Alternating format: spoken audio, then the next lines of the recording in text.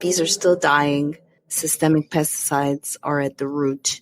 Yeah, it's that Monsanto where they genetically Bayer. modified it to be in. Was it Bayer? It's Bayer. Well, Bayer and Monsanto are one now, but it's the systemic pesticides that are nicotine-based that become part of the plant, and then the bees take back the poisons in the form of nectar and pollen and store it, and then it impacts further generations. And it's not just killing bees. It's 5,000 to 10,000 times more dangerous than DDT. And it's killing birds and bats and butterflies and aquatic life. The worms, when it degrades, the metabolites are more dangerous than the parent compounds. It takes up to 18 years, so it stays in the soil. We've ruined our topsoil. And this is also a product of monoculture. Sean Dustin spent time in federal and state prison for drug trafficking and fraud. Upon release in 2006, he had nothing but the clothes on his back, a bag of mail, and legal paperwork. In 2010, he kicked a long-time methamphetamine habit and started the long climb back up the ladder of life. This is the Nowhere to Go But Up podcast. If you want transparency and authenticity, you're in the right place. This is the Nowhere to Go But Up podcast, and this is Sean Dustin.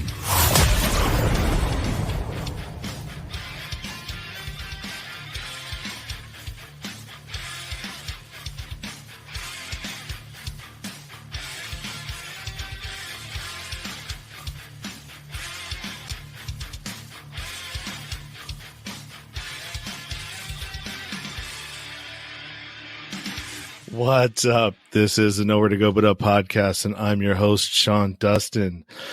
This is our third live stream this evening, and this one is a good one. I got a documentary director here. But first, let's get to a couple of the announcements that I have to do here.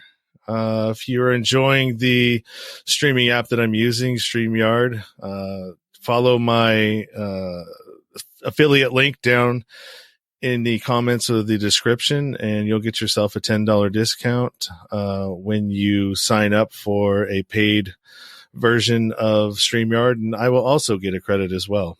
If you like what I'm doing, follow me over on Patreon, and we can follow me over on Patreon. Sorry, I was looking at a message over here. Follow me on Patreon.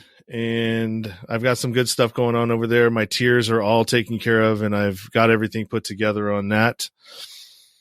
I'm on Clubhouse Wednesdays, 10 a.m. Eastern time, with my friend Maria Daniels from the Successfully Chaotic podcast. And we are there talking about podcasting and meeting other podcasters in a room, talking about different questions, giving answers to common questions or some uncommon questions. But yeah, we're over on Clubhouse hanging out every Wednesday at 10 a.m. Eastern time.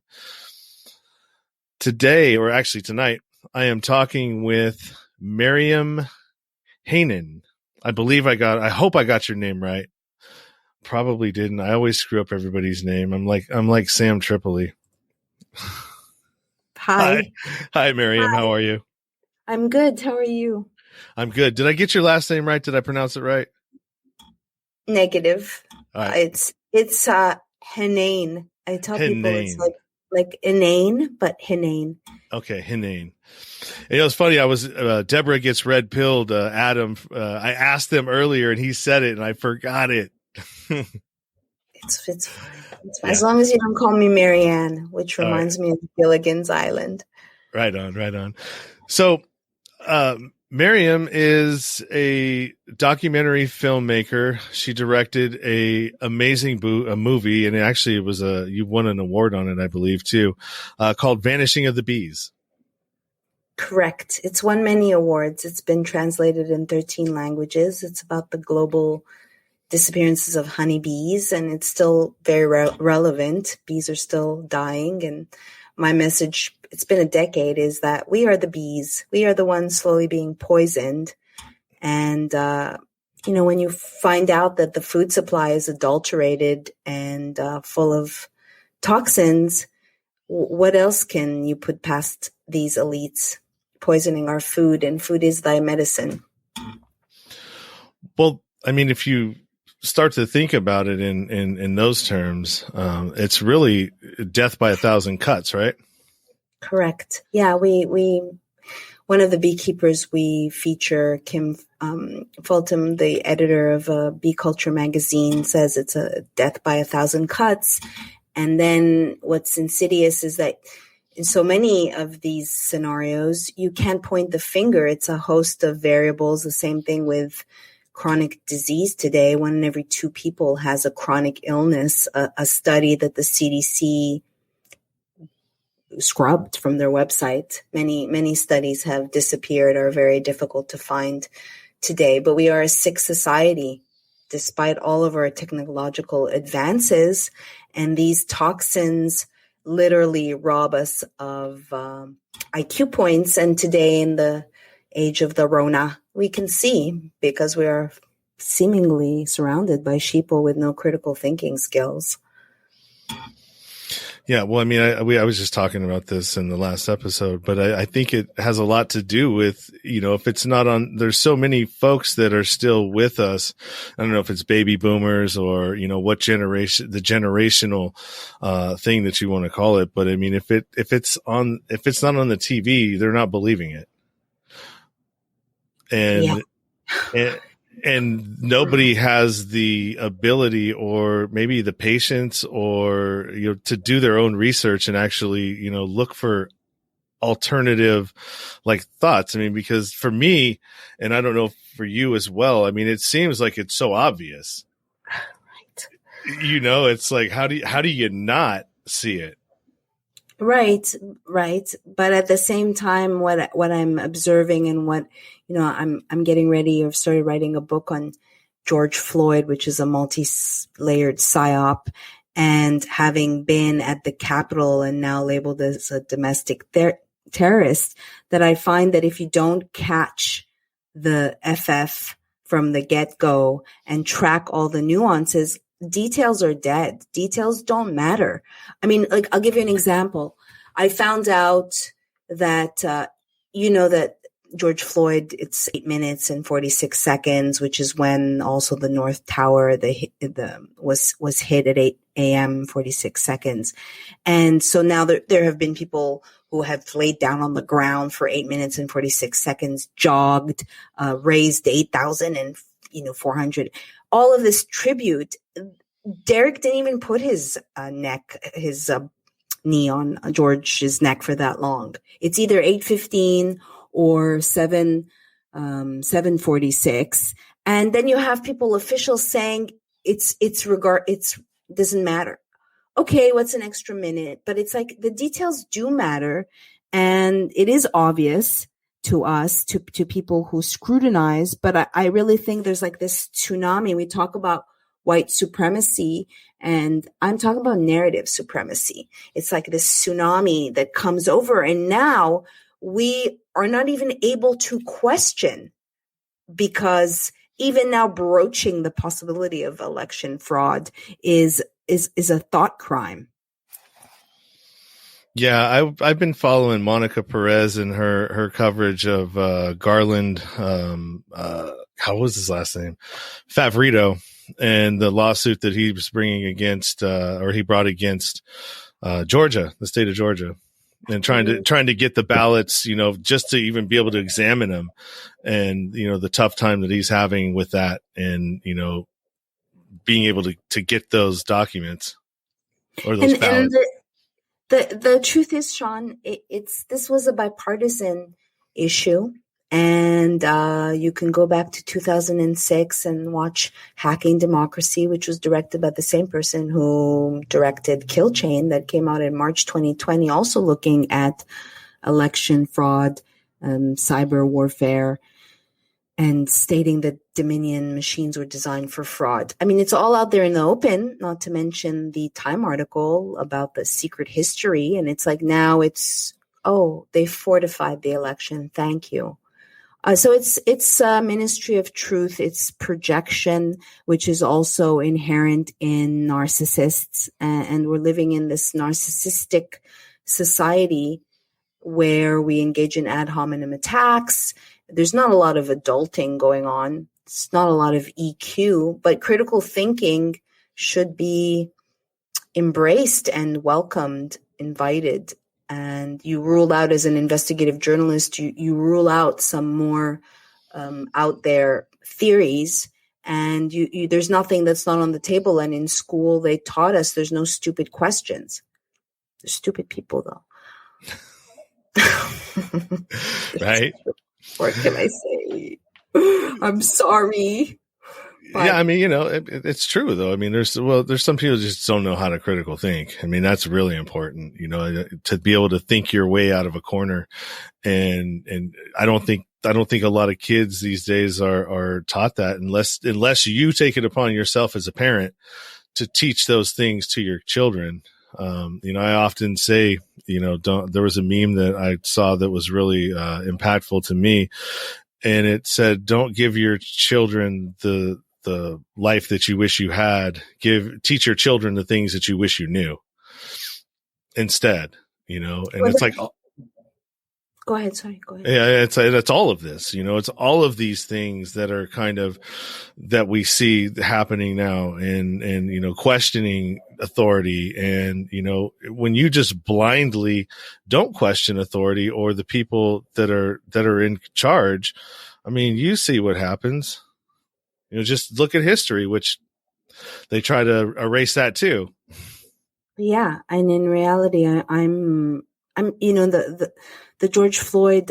It's kind of like the anatomy of a false flag, and so I'm reading a couple of books, and my goodness, it's been false flags from the get-go, Hegelian.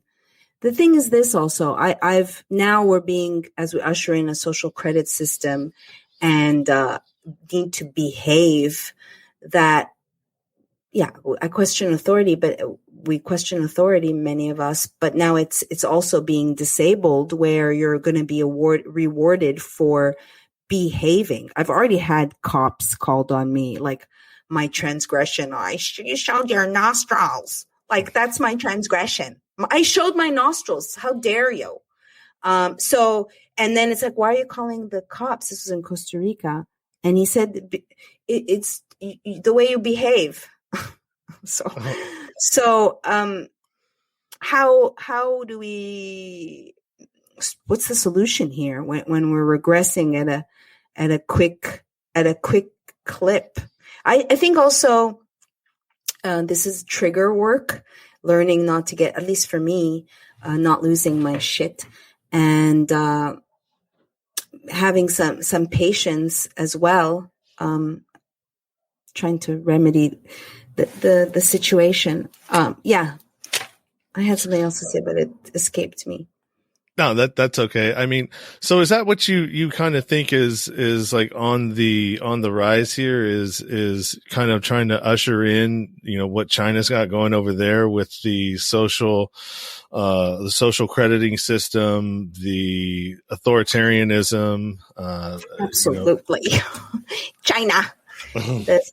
Yes, I do think it's very, if you look at the different methods, this disorientation, demoralization, destabilizing. Now it's like trying to normalize. They take a few steps front, then they take a few steps back. They're conditioning people. People are adaptive. People are patient. And 2 weeks to slow the spread. And next thing you know, we're in 2021. And, it's like January 6th. And then let's see, January 20th. And now March 4th. It's like, no. Life, it's like now I think this year they're going to perfect their clumsy track and trace. And it's like, if masks work, then why haven't they worked? They're going to fine tune their vaccine passports. They're already testing, saying that Floridians can't leave.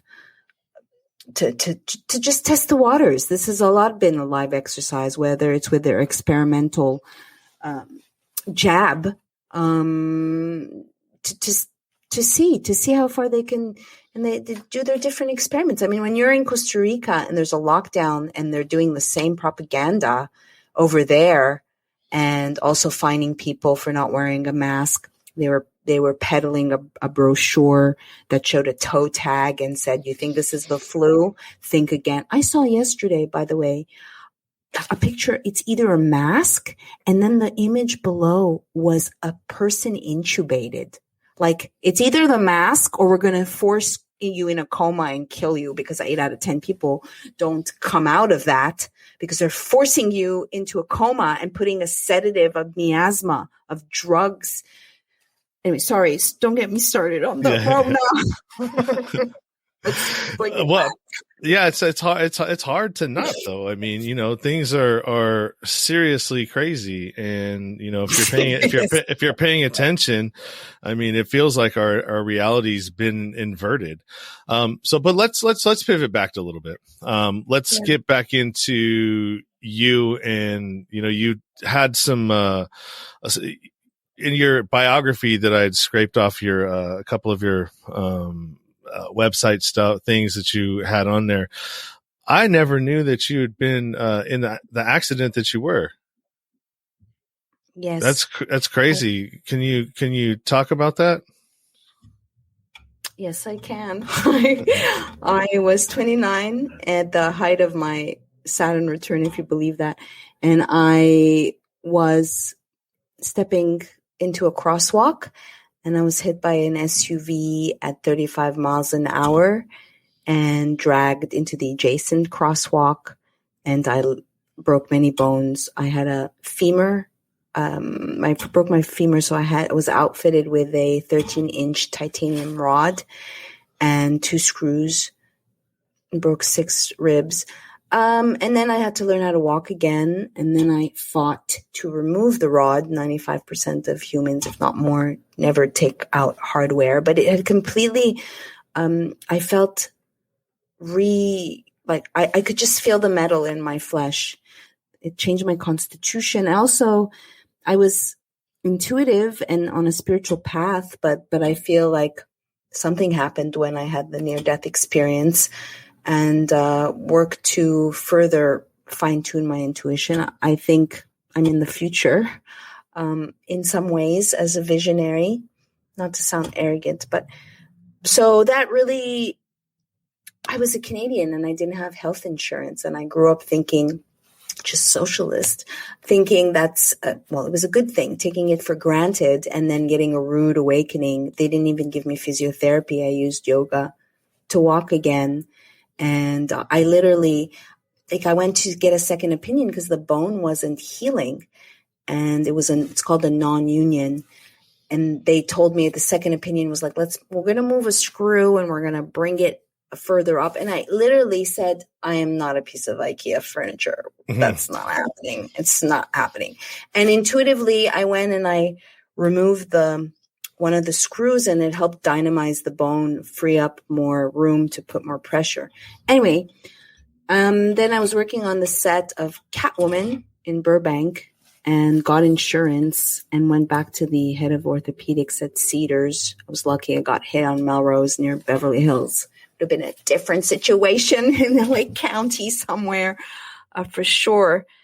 And removed the rod and a lot of the pain, and I'm able to run again and be physical. I had 4 years of chronic pain in all ways, and it was kind of an initiation. Became an expert in candida, in insomnia. I'm an expert in mold. And so then I was really voraciously reading nutrition and alternative medicine, and changed my diet, changed my physique, changed a lot of things. And then after making Vanishing of the Bees, I was at a film festival in the Dominican Republic, and before going to the festival, I got sprayed by pesticides, ironically, and became an environmental indicator like the bees. I was diagnosed with lupus and fibro. In reality, it was chemical body burden, and the doctors knew nothing about that. They just wanted to give me prednisone and Cymbalta, and I said no.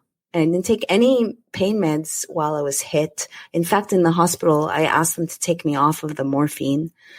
And I have a high threshold for pain. I'm a warrior. So then I reversed my autoimmune condition and I launched Honey Colony, my magazine and marketplace. And now I'm a functional medicine consultant and coach. And I help others one-on-one. So as you know, what you were touching upon your other show, it's not what happens to you, but what you do with what happens to you. And people need to transcend a victim mentality. And I think in year 2, towards, the Great Reset and towards 2030, like for me, it's about creating heaven on earth and being grateful. And yeah, this is what I was going to say earlier in regards to critical thinking. I'm here to champion more self-awareness, that people know when they're acting like an asshole, when they know what they're good at, what they're not, like mindfulness, because we learn through conflict. And now there's an abyss between the left and the right, because it's all about divide and conquer, and they've succeeded. And like, Sean, I was speaking this to a friend's lefty friend. Sorry to label the person. And we told them that AOC is an actress, and they hung up on us. And it's like, go and watch Mr. Reagan. Go look at come on, she got cast. I mean, if someone told me Trump's an actor, I'd be like, yeah, he's a reality actor and he's good because he's playing himself. I wouldn't get offended and hang up the phone. We have to be able to hear each other.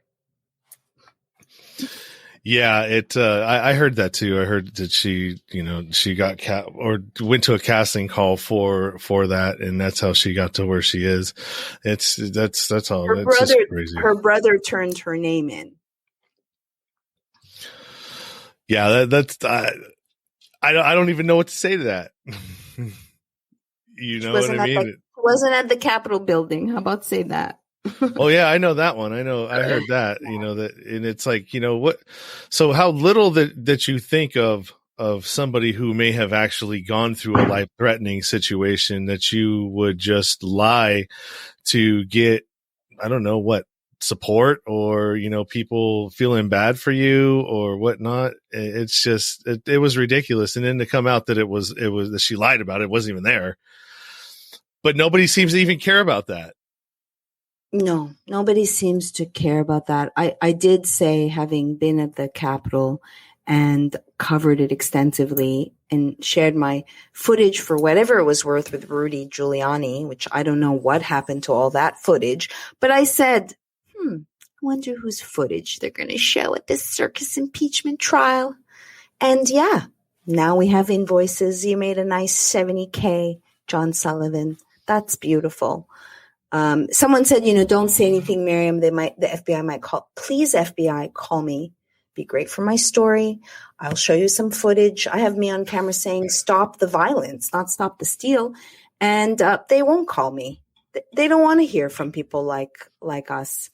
Or unless they're going to intimidate or try to smear me, which I really don't care at this point. I'm censored. I'm banned. Like, I've had the FDA, the FTC, the DOJ come after me. Again, this crime was I sell vitamin C and silver.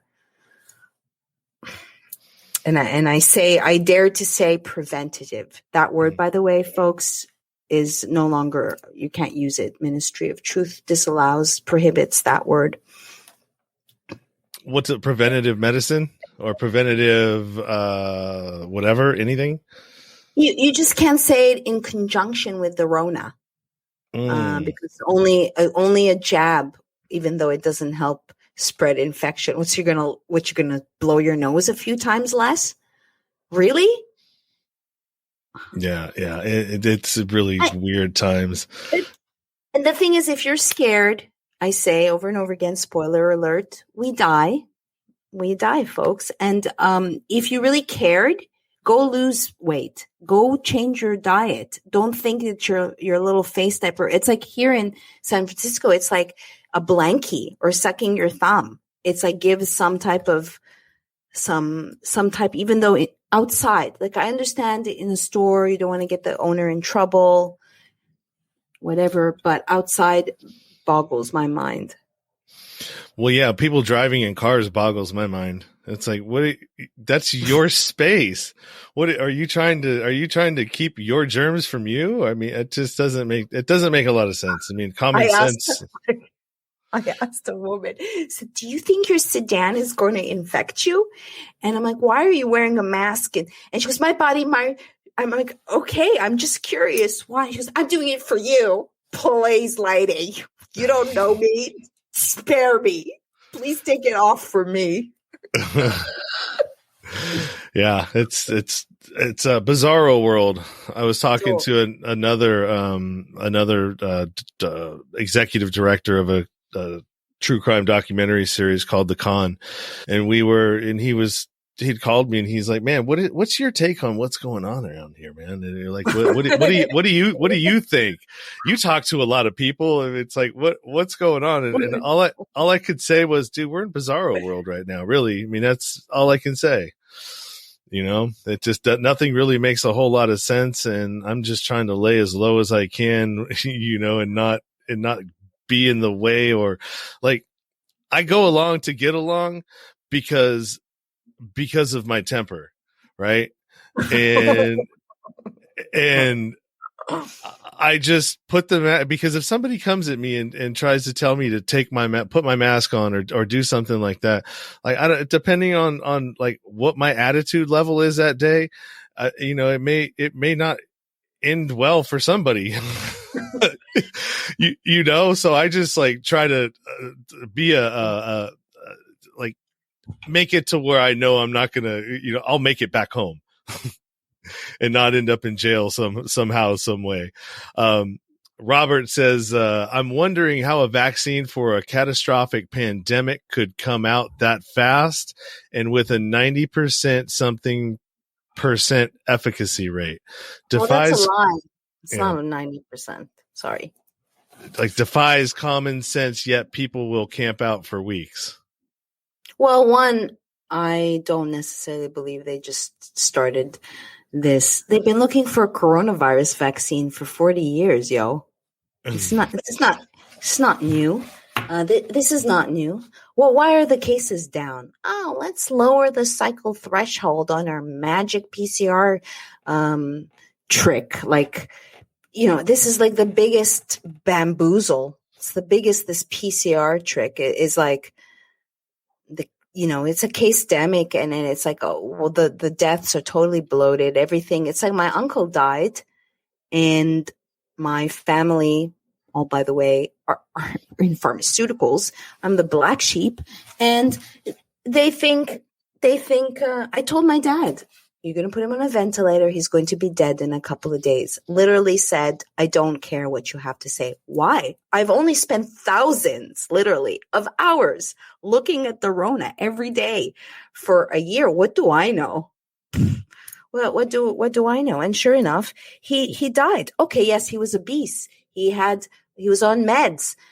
You know, also, Sean, he was not ill until he put that swab up his nose. And then I know a handful of people who've gotten sick after sticking that, crossing your blood-brain barrier. I was interviewing James Perloff, who's an author who wrote, I won't say the name of the book because this is on YouTube? No, this is on YouTube and Facebook. Okay. So in any case, he's also heard some shady stuff on the PCR test. Let's leave it at that. We can move on to a different topic. I don't want to get me shadow banned or whatever it is that whatever they do. Yeah. Well, I've been, you know, what was interesting to me is I was listening to, what was her name? The one of the frontline doctors, the one that's Simone Gold. Yeah. Simone Gold. And what doesn't make sense to me is, I mean, cause she's a doctor, she's a physician, I guess, and she's a lawyer too. So why would somebody put their own, you know, like livelihood on the line? And if, you know, if to me, what she was saying made a lot of sense. You mean fighting for HCQ? No, but what she said made sense about what she was talking about. I watched a Vimeo video of her, and she was, doing a presentation and talking about like all of the things that they're like not letting us talk about, from the hydroxychloroquine to ivermectin to like all these different, treatments that are out there that are cheap and available versus, us being pushed to the more expensive therapeutics, things that came out, Sure. pushing for the vaccine when it's like, okay, well, the only way is to vaccinate. Our only way out is to vaccinate, when that's not true. There are other things that are out there working right now that are preventative and also, help once you get it, to where we wouldn't even need to vaccinate. There's many roads to Rome, as far, and something like HCQ, from my perspective as functional medicine perspective, it's still allopathic medicine. It's still allopathic medicine being the third cause of killing people. So I wouldn't, it's been politicized and it's generally safe and it's generic. So they don't want to stand for that medication. But listen, I'm sure your audience has never heard of Operation Quackhack. What's Operation Quackhack? It's an actual name of an operation by the FDA, the DOJ, the FTC to go after people like me. And they have gone after people like me, Alex Jones, Dustin Nemos, Mark Grenov, Genesis Church, for selling vitamin C, magnesium, silver, mineral salts, ruining our livelihoods. And for what? It's bonkers. During the week that Stephen Hahn, the former FDA commissioner, was supposedly under quarantine, he was tweeting against my company. It's like, oh, thanks. I feel honored that you're publicly shaming me. And then it goes hand in hand, this old trick where they get the MSM to write a BS story. And then now we saw it even in the trial. You're quoting stories that are lies and passing them off as reality. I mean, this is so brazen. And again, you just have to chuck your TV. My mom finally saw Pandemic, which I contributed to, and she's like, Mary, there's so many lies. Who are you supposed to believe? And I'm like, why don't you believe your daughter? That's like, that's on the front lines, doing research, and you have to, and now like things are missing from the internet. You have to like cross-reference, and I see how, I try to be very careful to cite things. And many stories that I've cited now, when you go back, the links are gone. I mean, they've tried to scrub me. Articles I've written, I used to be part of the mainstream. Articles I wrote for LA Weekly, gone. An interview I gave with Meghan McCain, gone. So things are disappearing, and it's a quagmire of lie. I call them tries, Sean. Truth mixed with lies. Yeah, absolutely. Jim Montgomery, Miriam's spirit is phenomenal. Just prior and after the election fraud, I came across her and others, and it just gives me hope. These days are a curse and a blessing. Thank you. Yeah, thank you for anyone who follows my work. I'm super grateful. Yeah, and so where I found you was the Union of the Unwanted, and you were a guest. You're actually a frequent guest on the Union of the Unwanted, and that is a really great place to be able to get a bunch of different alternative media people, shows, and researchers in one area, in one location, talking about specific topics, or maybe going around. I mean, Mickey Willis was actually on that on one of the episodes there. Yeah, Ricky had him on there. But yeah, talk about that and your experience with the Union of the Unwanted and that show. Well, I love conversing with people that are intellectual refugees, and could argue that I came back from Costa Rica, where I was in a bubble, a heaven bubble, to go to conservative events. And I am so grateful for people such as yourself who are digging up the truth and questioning, inviting people to question things and putting themselves on the line, because now, they're impairing our livelihoods straight up. So something like Union of the Unwanted, I feel honored to have been with other guests in a conversation. So I thank Ricky, and I've met other people and been on their shows and had them on my show. And yeah, I'm all about cross-pollinating. Yeah, that's right. In your wheelhouse, the bee lady, cross-pollinating. That's right. Yes. And I actually got some clips to play as well. Okay, cool. Too, so we can do that here real quick. Let me get some of this stuff off of here. I'm gonna go mess with my share screen. Hopefully I do it right. It's fine. I wanted to do a B track on the film and talk about like all the behind the scenes stuff that happened that's not in the movie, like going to interview Bayer Crop Science and what happened, and going to interview the EPA and what happened there. But yeah, so I'm curious to see what you put up. Yeah, that's Activist Post. I write for them. I'm grateful that's associated with Spiros Kouras. So I'm going to do it. Yeah. I'm going to do a full screen on that, and then that way you can still hear, you can narrate if you want. Sure. So I start off doing these one story, and then it's like, oh, you have 10,000 words. So I did 6 or 5 part series on the deadly insurrection, the storming of the Capitol, and just really also highlighting how the mainstream it's like broken telephone. Every day it got worse and worse and more extreme. So that's that. And then I had someone on the left say, well, you're entitled to your opinion. This was November 5th.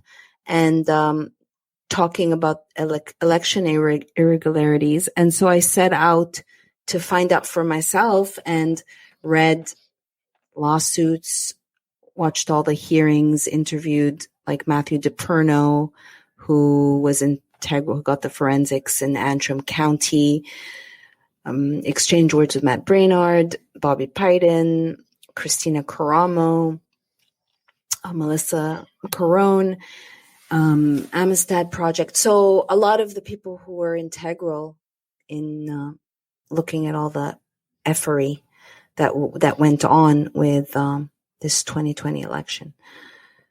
So yeah, and then I've done other pieces. Like I was covering Zach Voris's Punch Google lawsuit. We were in Florida, and while I was covering that, I lost my YouTube channel myself after giving a talk in Florida alongside Del Bigtree and Dr. Carrie Madej and Erin, the nurse whistleblower. It was such an honor for me because I'd been covering Dr. Carrie's work and, watching Erin really cemented, because I was talking about the ventilators last March, and seeing her testimony out of Elmhurst.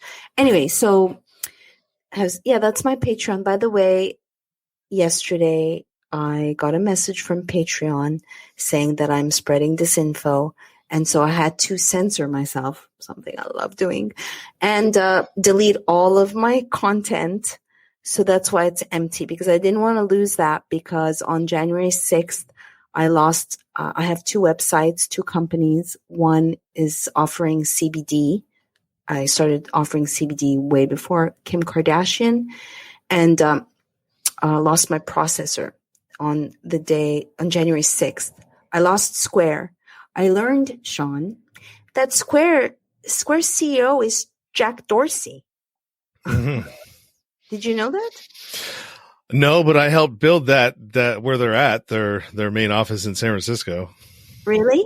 Yeah. Wow. Which is right down the street from Twitter. Literally a block away from Twitter on the same side of the street. Wow. Yeah. And I'm not that far away from either Twitter or Square. But so, it's been 5 weeks, and they won't even return a phone call. They gave me this BS reason, and I had a great record, no chargebacks. And it was a CBD beta program.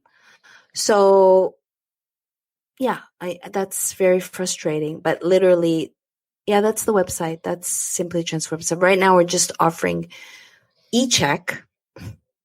And I've been having issues with the processors since 2017. I call 2017 the year of playing whack-a-mole, and I wrote a story called The Politics of CBD in a Techno-Fascist Age. Oh, yeah, we can mention the coupon code, right? What is it? I believe it's in the show notes. I don't think it's on this. Okay, I don't think it's on this website. But, this is liposomal CBD, so I'm not only... I've given many talks on the benefits of CBD, and cannabinoids are so beautiful. And when you learn the politics of what big pharma has done, they put it on Schedule 1 as they were getting their synthetic fake CBD approved. And it so happens the company is GW Pharma, and they have a exclusive marketing agreement with my friends at Bayer.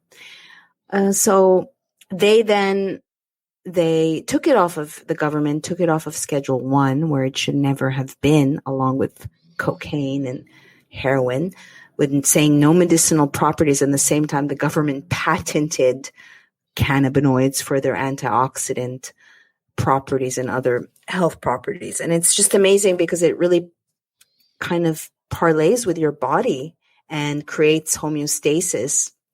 So I have a liposomal. If you see CBD in kombucha, coffee, that's all marketing BS, because there's something called hepatic first pass. And unless you're taking it as CBD rectally or liposomally, it degrades by the time it gets to your liver. So you want to kind of bypass that.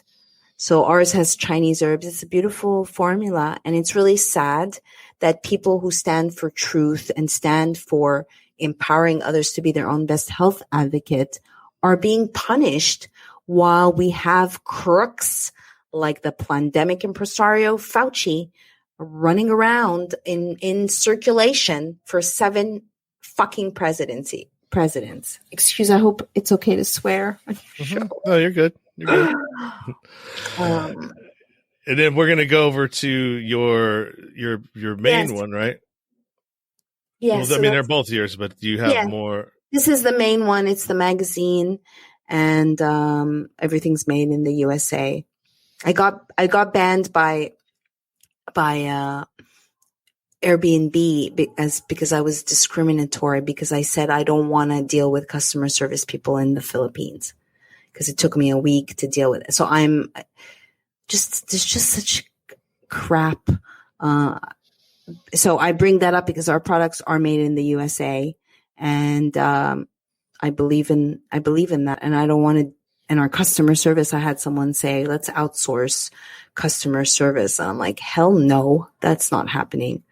Yeah, and then we also in the description or the show notes there is a coupon, or not a coupon code. There's actually a link.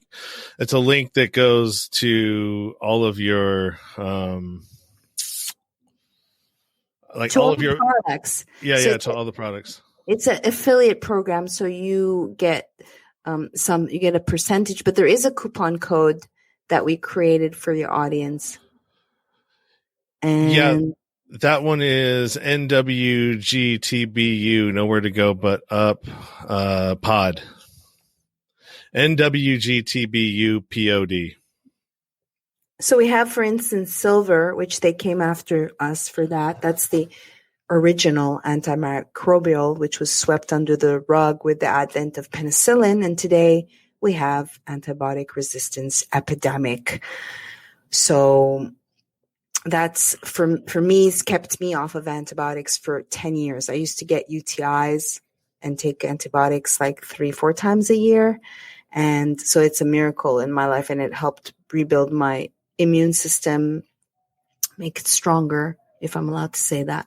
And then we have molecular hydrogen, which nourishes the cells, and it's the smallest antioxidant, and you put it in your water, so it helps revitalize your water. And we have a lube for people who are having sex these days. Yeah, right. it's a beautiful. It's been touted as the best lube on this planet. It has damiana and elderberry and pomegranate and jojoba. There's nothing like it it doesn't have a scent. It's great. So yeah, that's some of our products. Awesome. All right, let's check out the trailer for Vanishing of the Bees. Let me know if the audio is okay on this.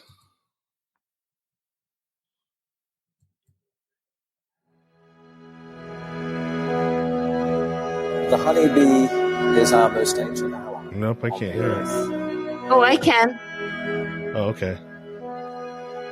I don't know if the audience can tell you. There's a bee scientists found a couple days ago. It was full of bees. Yeah, if you're listening, tell me if you can hear this. We got nobody one home. person following right now. They're not enough. They're not viable. No, they're gone. Intrinsically, something deep inside of us recognizes that if there aren't bees, there's something wrong.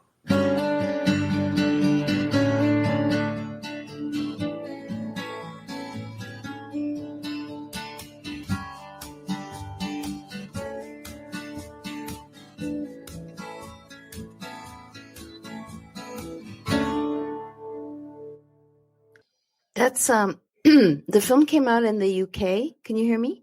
Yeah, I can hear you. The film came out in the UK. California homeowners. If you have a power meter like this Let on me the hear side, that one. All right. Was narrated by Amelia Fox, and it sounded like way too kind of BBC for me, and like a little bit too cold and uppity. And so then we cast Ellen Page, who's now Elliot Page. We recut the film. So it came out in 2009, and then 2010. So I don't know if people have any questions. Bees are still dying. Systemic pesticides are at the root.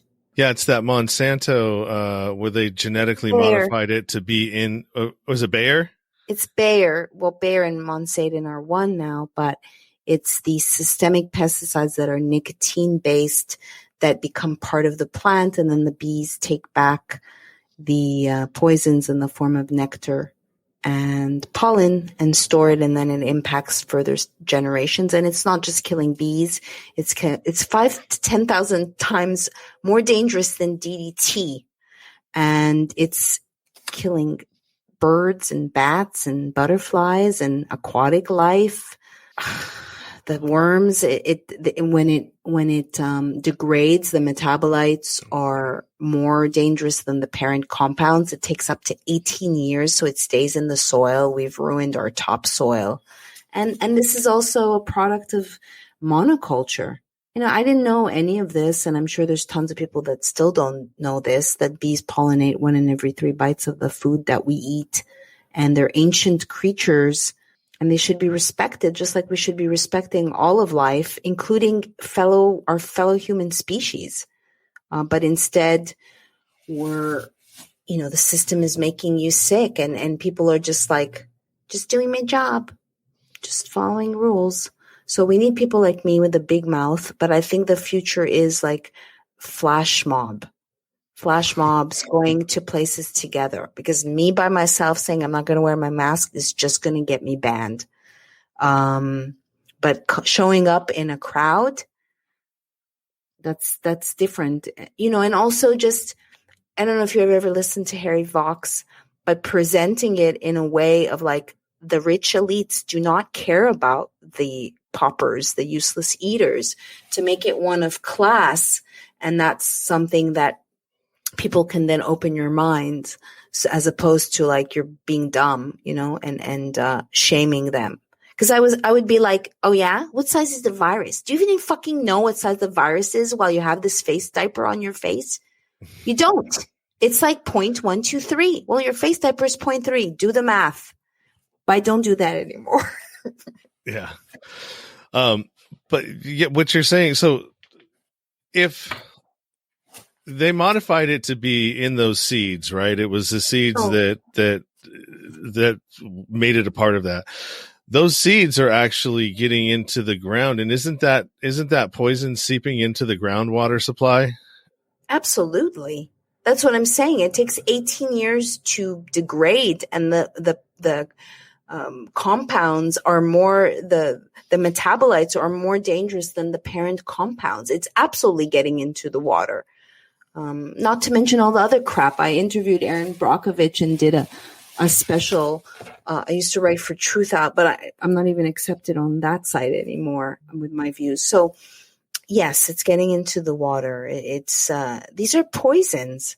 I mean, a woman is born with how many toxins coursing through the umbilical cord? Sorry, when she gives birth. I don't know how many. Oh, sorry, hundreds. Sorry, I don't have the exact figure at the tip of my tongue. Oh, okay, okay. Many different. And then these poisons, they synergize.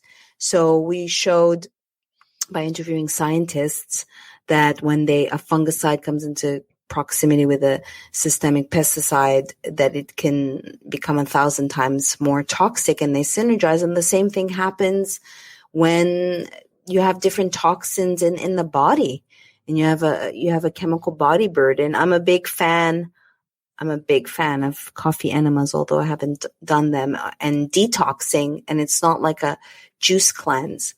It's really taking care of the liver and strengthening that. And the same thing, you look at the bees, their guts, the GMO seeds does ruin their intestines as well, but it's really the systemic pesticides, and it's a whole host, like you said, 1,000 death by 1,000 cuts.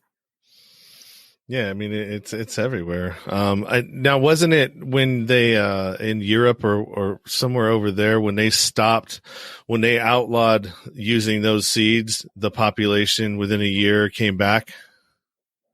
Yes, in France. The irony is that the bees do better in the cities than they do in the countryside, or at least where there's farming. Of course, the organic beekeepers, they don't see colony collapse because they have reverence and they take care of their bees. But of course, you also can't control where a bee flies if you have fields next door. I covered colony collapse in Greece, not for the movie, but wrote about it. And they had colony collapse there as well, except they have so much places that you can basically taking the bees to recover from the onslaught of chemicals. And not to mention, these are nicotine based. So guess what? The bees get addicted. They prefer the crap. Just like a lot of times with, let's say, autistic children, the easiest thing to alter their behavior or improve is the food they eat. But they crave sugar and shit. They crave the gluten. They crave the things that are I don't eat sugar. I don't eat sugar. I'm really a food Nazi, and I'm proud of it. No soup for you. No soup for you. No soup for you. Yeah, I know exactly how you feel. Well, I need to get more into that because I eat like crap. I can help. I mean, I think Zach, he won't credit me, but he lost a lot of weight. He especially in the jungle under lockdown where you literally we had no cars, so he couldn't eat sugar. Don't tell him. But yeah, you need to, this is your temple. And also it's like, I feel like F you big corporations, you're not going to slowly kill me. And I feel very angry, walking down the street. I'm like, oh, jewelry shop. In what world is that essential? But gyms are closed and they care about your health. Sure. So, I mean, with all of the things that are opposite, right? You know, keeping us inside where, you know, we know that vitamin D is, you know, helpful. They've traced it to, a lot of the people that were dying because of vitamin D deficiency, or they all had that in common, right? They were vitamin D deficient. So they're keeping us in the house. Don't go in the house. Don't go socialize and be able to talk to people about all of this craziness so you can get on the same page with your neighbors and, you know, at the park or maybe at the dog and also park. Be in each other's frequency, like be in each other's energetic field makes a difference if you're with others that are like-minded and happy. Like, oh, there's so many miserable people at Trump rallies. I mean, the energy was like amazing. Sorry, go on. Yes. No. I mean, there's just all these things that are opposite of what you would think that is that we should be doing. Like the mask, we know. I mean, if you even read the side of the boxes on some of those, says it doesn't stop virus. It doesn't protect you against viruses. I wear masks like that for work, and it's. I mean, I don't see that as a valid way of trying to keep anything from happening. The vitamin D, taking supplements. I guess Joe Rogan had a podcast recently, and there was a guy on there who's talking about quercetin with zinc. Absolutely, I take quercetin. Yeah, it's an antioxidant. But it also allows you to get more of the zinc and the vitamin D and anything that you're having is cell absorption, right? Yes, absolutely. It helps deposit. It helps allow for the deposit of zinc. I mean, you could be like at one point, I had something called hypoluria. I had copper dominance, and I was so zinc deficient. So I take zinc anyway, but to keep the cell membranes, the integrity of the cell membranes. And again, it goes with having too many toxins, too many viral load. You can get reinfected with Epstein-Barr. I'm more scared of Epstein-Barr than COVID, but personally, I had the flu about 5 years ago, and I took silver, and I had people say, like, what are you, Jehovah's Witness? Go get the Z-Pack. And I'm not getting the Z-Pack. F you. And I was really, really sick. It was really bad, flu. And I could see if you have a compromised immune system, if you have diabetes, then it can take you out. But the whole point is preventative, and nobody in this, in the COVID-19 task force, aside from Orange Man, talked about zinc or the immune system or therapeutics. Under oath, Fauci told Elizabeth Warren that he makes no money off of vaccines. Yeah. Well, I mean, all the research that they do with taxpayer money, I mean, there should be something against that right there. I mean, if you're using the taxpayers' money to do the research, why are you profiting off of the patents on what you've researched or come up with? And I had a Duke person that graduated from Duke. She's a researcher, and goes on grants and stuff like that. And we had that very same conversation. And did she do any independent studies at Duke? Well, she was. For her dissertation, she went to Mexico to look at some of the farming practices and, how some of that stuff works down there. And, I can't really articulate what it was. You'd have to actually listen to her in the episode of what she was talking about.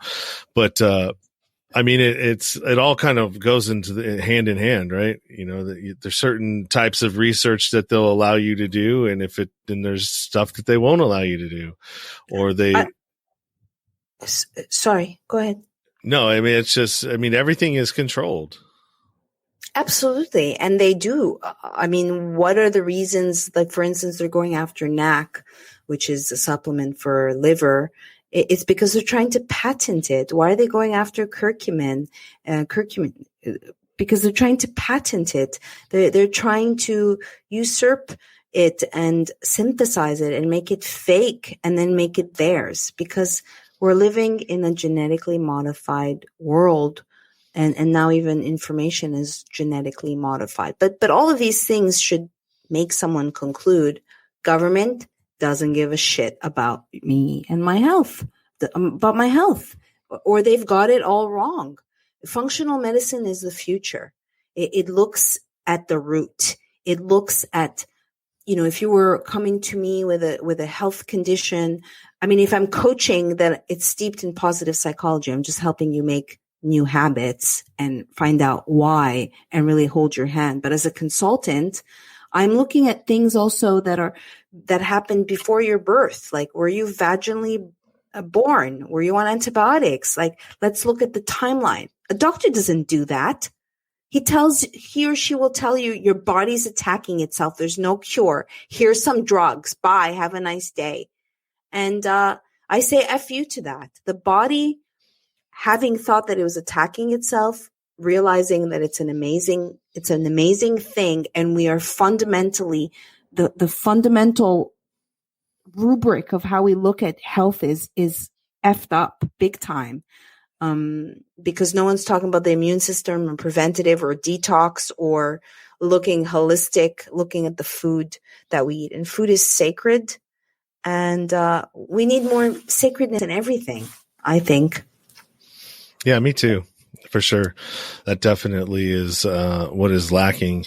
And, trying to link up with people that, kind of share your same views. I mean, and not in a way like you're in an echo chamber, but, be in a way where, like, I feel like sometimes what I'm doing is just planting seeds. Right. Mm-hmm. And trying to be as polite as I can about it. 'Cause I don't want to, get into confrontations with people or have my anger get triggered and end up in a situation I don't want to be in, cause I have to really monitor that. And so in trying to combat that, for me, it's just, just trying to be polite and drop seeds where I can. And, hopefully, they're not going to usually take the first time around, but maybe somebody, 2 months from now, one of their friends will mention the same thing and they'll go, "Oh yeah, I heard that from so-and-so." And then, it probably won't take then either. But after the third or fourth time they hear it from people that they're close to, then they'll eventually start to go, "Oh, maybe I should look at this, or maybe I should do a little bit of research and just maybe Google it and see what happens, or DuckDuckGo it. DuckDuckGo it, whatever it is you do to find your information, and that's tough too, because they've gotten everybody so used to Googling everything that, I mean, it's like your go-to thing. It's been conditioned. Or they're preventing people from posting. I mean, wasn't it yesterday that Facebook disallowed any sharing of articles across the board for a moment? So even sharing, I mean, for now people have Telegram, which is less censored. I have to figure out what the censorship is over there. Let me put my glasses on to see. What happened to Parler? I was never on Parler. I found it very clumsy. So I think it's back, but I don't know. That's also another tactic. Everyone is so spread thin on Twitter. I had several different groups with other medical freedom fighters, and we would support each other and share information. And now it's spread thin. It's so sad. It's so sad to not have. I considered myself a Democrat, and I had Republican friends. I never was like, I'm not talking to Robert because he supports Orange Man. If anything, it was the amazing amount of hatred that made me just get disgusted and hashtag walk away. Yeah. Everything was about division from the beginning. I mean, you could see it, and then it would just go from one division tactic to another one, to another one, to another one, to another one. And I mean, they'll tell you what's going to happen before, because they get you, they pre-do it. They're like, oh, here comes another strain. It's way more deadly than the other one, than the last one. And they'll say that, maybe like 2 months out. So you're like already prepared for it when they unleash it on you. Yeah. And who knows what they're unleashing, because in the natural world, a virus will get weaker as it mutates because there's herd immunity, and, we mix microbes and viruses. And so I think they need to normalize, but at the same time, they need to keep the fear going. And so they'll put this like whatever from wherever strain it's going. And at the same time, I was thinking, what would happen if the first year was all these exaggerated deaths and they hated, and then under Joey, we think everything's going well. But in reality, that's when the real people because there were what I call low hanging fruit, the nursing homes. I was calling nursing homes early on, the shelters, the prisons, and this whole notion of community spread magic, just magic, like in the prisons, like through the plexiglass. Like, how did that happen? And I think Depop is definitely on their minds. Yeah. People don't like to talk about that one. Yeah, I've been wanting to talk about that one for years. I remember actually Zach last year, and he's like, no, this is last year, people are not ready. Well, sorry, folks. You better be ready. Better wake up. If the pill is too big, chop it up and eat it in little bits. What can I tell you? Yeah. Right. So if there's people out there that are, kind of on the fence, or they maybe identify with some of the things that we've been talking about or discussed here, like what is a basic, place that they can start in regards to like getting their whole what reality is, or just the Rona? No, just in like, reading Orwell's 1984, would that be a good start? Sure. I reread that on July 2019. Yes. That is that. I mean, there's lots of stopmindcontrol.com.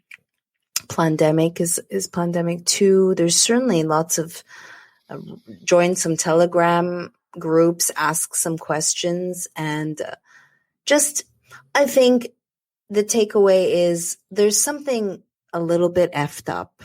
It's just like with George Floyd, like just enough to be like, something doesn't add up. Did you know, Sean, I just saw the other day in my research endeavors, I saw a documentary by Joel Gilbert called the Trayvon Martin hoax. And Benji Crump actually passed off someone else as a witness. It was really like the half sister that wasn't as intelligent, under oath. So if Benji, who's represented OJ and Trayvon Martin and Eric Garner and George Floyd, can do that, how can he be trusted? He's a sham. I think also to tell your audience to get quiet, and we're all intuitive and we all have discernment. And we need to hone that. Just like Marianne Williams says, it's a spiritual practice. It's like a muscle. You have to practice. It's just like your heart too. We open our heart, we close our heart. And I just would like for people to just realize this is spiritual warfare. We are spiritual beings having a human experience, whether you believe in God or not, which I do. And to forge a relationship with yourself. We each have our own path. And it's up to us to find happiness. It really is. Like you've overcome addiction. You've found your way again, or on a good path, and it's possible. Everyone can start afresh. Yeah, they are absolutely right. And I think that, what I like to say is stop looking at the national scene, as to what's, cause a lot of that doesn't affect you. What affects you is what's happening in your own communities, in your own governments, in your own local, politics, and start there. Cause let's just say, heaven forbid that, something breaks out like a, revolution or a civil war or something like that. I mean, who are you going to depend on then? You're going to depend on your neighbors, because you're going to have no choice. You're going to have no choice but to fortify your neighborhoods to make sure that the people, that you're safe, basically. And that's going to come from the people that are closest to you and the people that are in the closest proximity to you. So getting to know your neighbors and starting to, not be so closed off to the people around you is a good start. Yeah, or moving.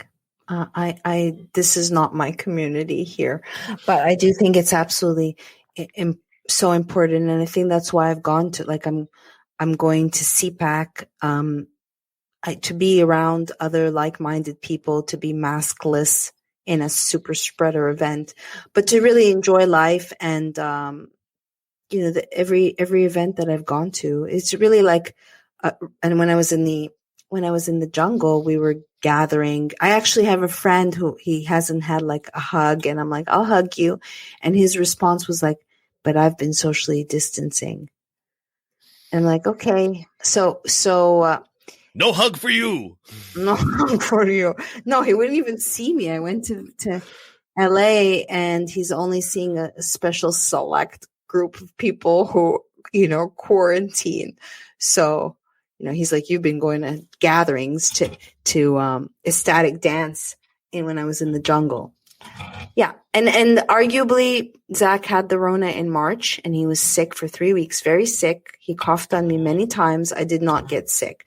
So, keeping your body strong and finding a way to exercise, finding a way to get sun. I get in an infrared sauna. I bike every day. So just, being thankful too. I really think in this second year, it's about, like you said, finding community, being resourceful, and really realizing what's important in life. We are not living in the city is not natural, and they're going towards their smart cities where it'll be all teched out and cool, maybe for a certain group of people who love that, but it's not the answer. No, that's not. I don't want to see a society like that at all. So, all right. Well, let's let everybody know where you can find we can find you. I have some of your stuff here. I think as you say it, I will probably bring it up. Where are we at? Okay. We've got your website, honeycolony.com. We saw that. We saw simplytransformative.com. We can find you on YouTube. Yes, Bee Lady 2, because that's my second channel. And I also, yes, thank you. I'm Lady B on Gab. And I'm also, that too. If we can share the Telegram, because that allows for unfettered, there's a chat room, and I always welcome, I try to respond to people and have a conversation. And that's you gave it to me. Oh, that's right. That's what I gave it. I distracted you in your intro with my link. Yeah, because that's how professional I am on these things. It's like I get distracted super easy. Great, thank you. There we go. Let's get over to the banners here. I'll create that one and throw that up there for people to check out. Who is Robert Trimpert? Robert Trimpert is Tina Marie's husband. Tina Marie is the main founder of IndiePods United, which is a virtual summit that we threw last year. At the end of the year, we had a 5-day virtual event basically it was like a convention with a regular convention, but we did it virtually. It was 5 days, 12 hours a day. I was the moderator and the host. And there was like 5 other founders of that as well. And it went off really well. And we're working to do another one this coming June. So we're trying to make it an annual thing. And basically it's just entertainment, speakers. We've got a lot of different stuff. I mean, it's basically for indie artists. Okay. And Nice. stuff like that. And you can find that at, for anybody out there, it's listening, indiepodsunited.com. And go there and you can find all of the replays from last year or from the last event are still there. So just hit the schedule, and behind that schedule is 3 different chunks. It's the morning, afternoon, and evening versions. And there's a lot of great content there. There's a lot of good stuff on branding, on content, on repurposing, all the stuff that you'd need to know about starting a podcast or being a content creator. It's a great resource. And this Clubhouse, Zach is raving about it, but I don't have I'm not a Mac person. So it's only for Mac people? Yeah, it's just for I think their beta version is only Apple products. So, and it's okay. I mean, it's different. To me, what it reminded me of was, you remember back in the day, they used to have the chat lines on television, or not on television, on the telephone. Yes, it reminds me of that too. I've been listening to some of them. Also, masterminds or a TED Talk, a TED Talk on a phone. Yeah. But it's just a lot. It's like that, but it's a lot more structured versus like you can pick where you want to go or who you want to talk to. You can see more. It's a visual versus, you don't, like in the old days when you went into a chat line, you didn't know who was there or what they were about or anything. It was just what you went into is what you got. So yeah, I don't know. I'm just started using it. Like I said, we do 10 o'clock Eastern time AM on Wednesday mornings, and we just podcasters coming in and telling us about your show, and if you have some questions about tech, equipment, anything like that, then we try to answer them, or if somebody in the actual room can answer it, and if they can't, then well. Wow. Oops. Yeah, I mean, it's because not everybody that shows up, you never really know who's going to show up in those rooms. Sometimes it's 6 people, sometimes it's 16 people, sometimes it's just 2. It's like an AA meeting, a Zoom. I don't drink, but I've gone to Al-Anon.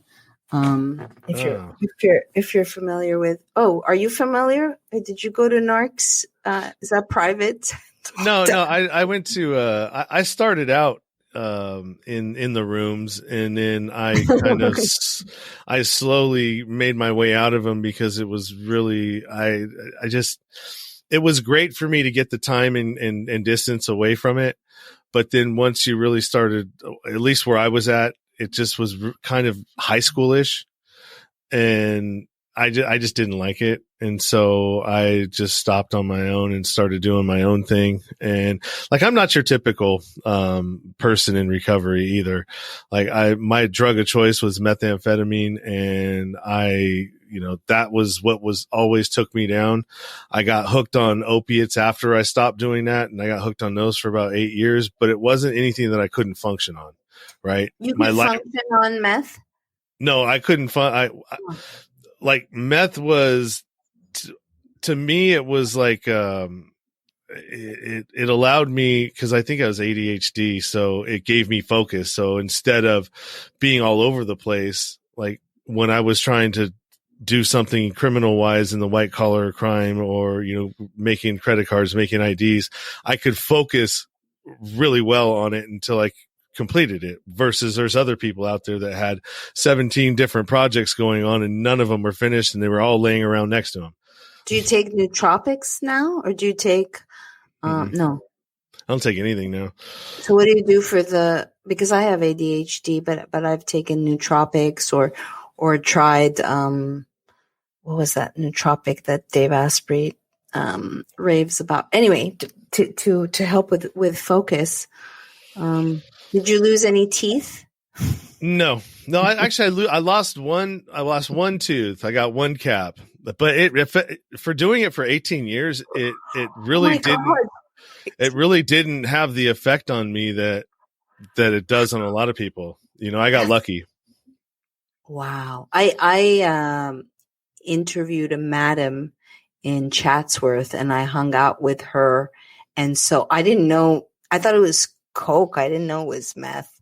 But so and I didn't have a shaved head or tattoos. So I looked quite innocent. And so to like gain their trust, I took it, and they were all so addicted. I don't have an addictive personality, but I did it for a weekend, not knowing, and we stayed up for 72 hours, my boyfriend and I at the time. And then I never didn't touch it. And then I rented my place out. I was living in Greece, and I intuited that he was a meth user. And he had, like, when I got back, I literally had garbage bags full of sugar, shit, crap, that the house was full. And they had the police call the guy. Anyway, it was just a bad scene. He stole checks. He ordered porn. I think they were making crystal meth. I also found I'll just tell you this quick, a toaster oven. And I'm like, that's strange. Whose toaster oven is this? And I went and I put it like by the trash in case someone wanted it. And then the next morning, my neighbor's like, Maryam, when you were gone, my garage got stolen, got broken into, and I just found my toaster oven. I'm like, Janet, that toaster oven was in my house. They fucking stole shit and stored it in my place. Anyway, bad scene. So I'm glad you're. Yeah, it is a bad scene. And it was crazy when I was like, the funniest thing that when I think back to is, when I was selling and before I got raided, there was there would be guys that they would come and they would steal stuff and they would bring it to me, and I would take it obviously in exchange for drugs. And I used to have so much stuff that would come in. Like I would go down to the dealer down the street and go to his house. I knew the guy, and I would see my stuff that I had paid for over there. So they would sell it to me, then turn around when I'm not paying attention, steal it back and go and sell it to the other dealer down the street, and like continue doing this. And it was so funny, man. It is, I when I think about my life and how it was like that, and the people that I was around, and like the situations that I would allow myself to be in, and I would just I cringe now. I'm just like, how did you let yourself get to that point? Well, you found your way back. I mean, that's what counts. I was joking around like I'm going to try heroin this year, but I'm just kidding. Whoa. But I was just like, F it. Like things are going to hell. I'm totally joking. I don't drink, or I do smoke pot. I don't know. Are you super clean? No. So what got me off of the opiates, right? So I weaned myself down. And it was probably about 6 months, no, maybe about a year before I started this podcast. And, it was 6 months to a year.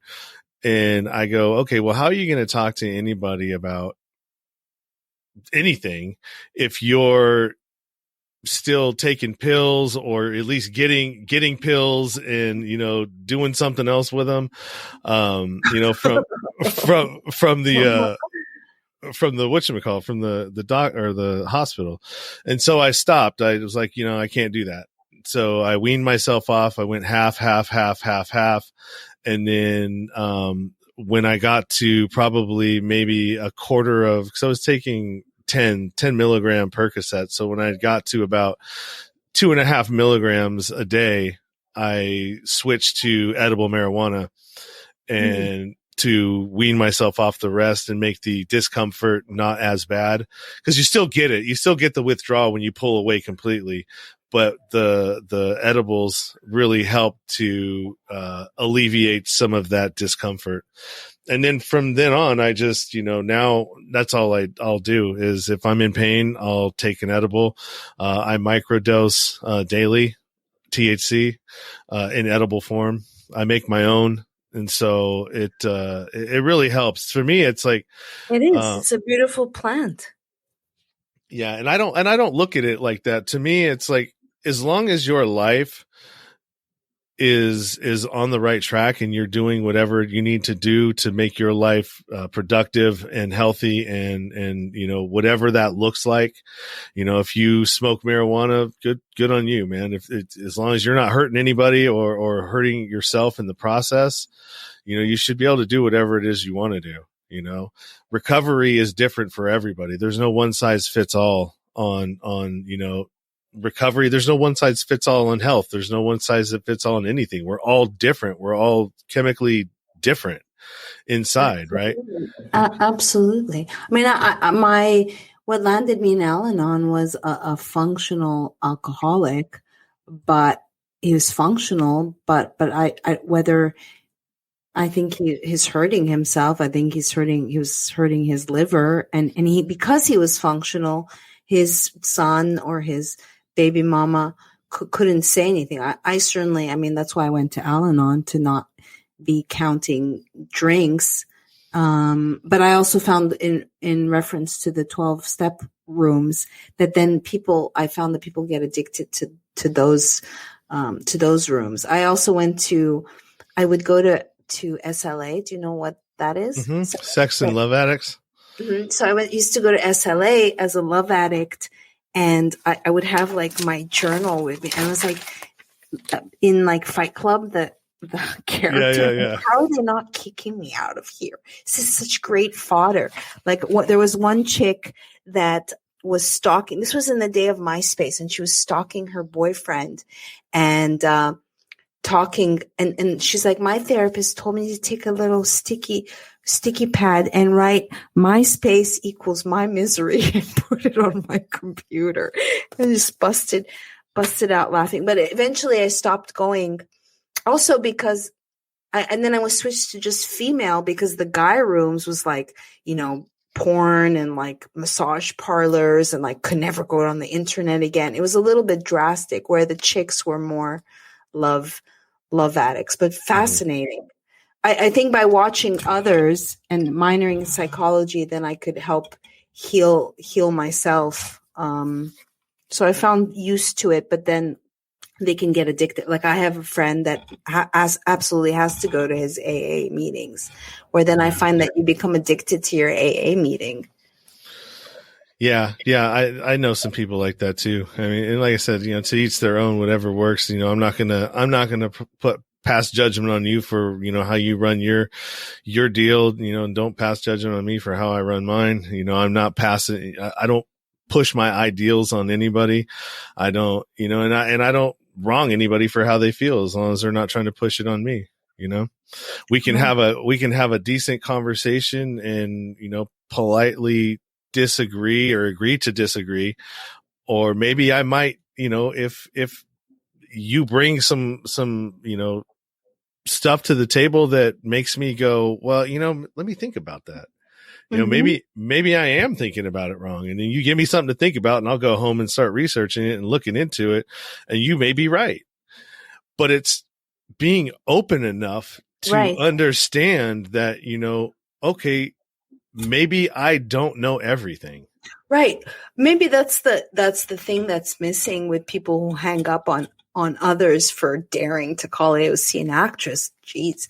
But is like an openness, because it's like, I want to learn. I can say I'm wrong. I thought for a hot minute that the masks, Zach and I had masks last January. Who else had masks? We had a whole hazmat suit. And we thought we succumbed to the fear porn, and then realized it was a psychological operation. I'm not going to fault people if they want to find solace behind their face mask. I just know it doesn't work from a science point of view. But yes, agree to disagree and be open. That's the key. Be open. Yeah. Nobody likes a mask hole. No one likes. I say real men don't wear masks. Yeah, I mean, if you're that afraid, then I mean, I don't know, man. Do you stay home, stay out of whatever, but don't. Well, I know people wear them in the house. Yeah, that's ridiculous. I actually went to a place last weekend, and it was right down the street from me. It was a bar. I'm like, all right, let's go have a drink, man. I need to get out of the house. I've been 14 hours a day at this damn computer messing with this show. and so we went down there. My girlfriend, she pulled out her mask and she put it on, and I had mine in my hand. And the guy that opens it, that was right at the door, he goes, Hey, lady, you can't wear that in here. Awesome. And so That's I was awesome. like, yeah. So I went in, and it was everybody in the place. I mean, it was kind of packed, and Just nobody like had the one out. good old days. Yeah, just like the old days, man. Nobody had it on. Everybody was having a good time, and it was like, wow. I feel weird. I feel like I'm doing something bad. Right? Isn't that amazing? It's amazing. In such a short amount of time, to actually, to switch it around. Yes, that's why it's important to be around others that are not living in fear, because that is the real virus. Fear and hate, very highly contagious. Yeah. The most amazing thing, though, I think, is that we live in the country that has the most guns of anywhere, but yet they bent us to their will so fast. Yeah. At the same time, places like where I hail from, Canada, I would have thought Canada would have been better, but they're worse. And it kind of dawned on me. I was like, oh, that's what makes America. Because, I just became a citizen before Trump was president. I'm like, oh, it's the Constitution. We have and that's why they're trying to erode it. And it kind of like, I'm like, this is why this country is special. And it really hit me. And I've learned so much more about the Constitution. And I've learned that many people don't know squat about the Constitution, but call themselves American. Yep. They're just lazy. A lot of people that don't want to research anything, but talk about everything. Yeah. And then I did a piece early on for Vaxxter called Censorship and Corona Don't Mix, and labeled, there's a swath of people who, I would be in like Costa Rica, and they pointed to a sign. They put a sign in the cafe to not talk about the Rona. And it's like those hippies, like, I just want to stay in my bliss world. And then they just catch wisps. They're not even like grounded in context. And then they formulate this half-assed theory or story of what's really happening. Or they say, I don't want to deal with negativity. And, okay, well, live in your, go and lay down in your safe space. You're right. I've told that to someone because I said the F word. I got banned from Instacart because I said the F word. And it wasn't like F you. It was like, I've been on the phone for 4 hours. This is effing bullshit. And she's like, oh, can't handle that profanity. And I said, do you need to go and lay down in your safe space and recover? It's like, really? They didn't like that. And so I got banned. All those buildings that you're talking about, like the Square and Twitter and all of those tech places, Zynga, that's another one. I built that one. I helped build that one too. They all have safe spaces. For realsies? For realsies, they all have these little rooms. I mean, there's so many things that they have in those in these new tech company buildings and offices. I mean, they literally, that's why they're such a good place to work at, because they have video game rooms, they have other stuff, they've got little safe spaces, they've got what's a safe space? Is it like a bouncy floor, like, or with balls? Like, what happens in this? I don't know. Maybe it's you go in the room and no one can come in next to you. Yeah. Well, conservatives don't have a safe space, it seems. Yeah. Right. All right. Well, Maryam, it was great talking to you. I'm glad we got to connect. Thank you. Too bad you're moving, because maybe we could hook up with some sort of a la resistance. Wait. Yeah, I'm sorry. Yes, I pray to like get me out. Even LA, by the way, has a better vibe than here. It's less sad because there's I don't know if you go to LA ever. I interviewed, remember the lady that had the viral video when the movie company opened, they shut her business down. Marsden, Pineapple Hill Saloon. I had her on, not too long ago before she was able to open up. I mean, they're doing outdoor dining now, but in the midst of all of it, and it was really sad. She broke down, for like 5 minutes, and I was just like, oh, what do I do? If I just let her, that's your truth right there, man. I mean, this is what they're doing to you. Yeah. And then after a certain point, you have to make lemonade out of your lemons, I guess. I mean, because that's the thing. We are being victimized. I mean, all the merchant processors, like literally not being able to make money to live, that's, I'm being victimized, but it's like, what am I going to do? Just like cry my violin or take them on? Or like, now I'm talking to a lawyer. I mean, I'll see what I can do, but you have to, there's so much injustice happening, and, we have to transcend the victim mentality. We just need to.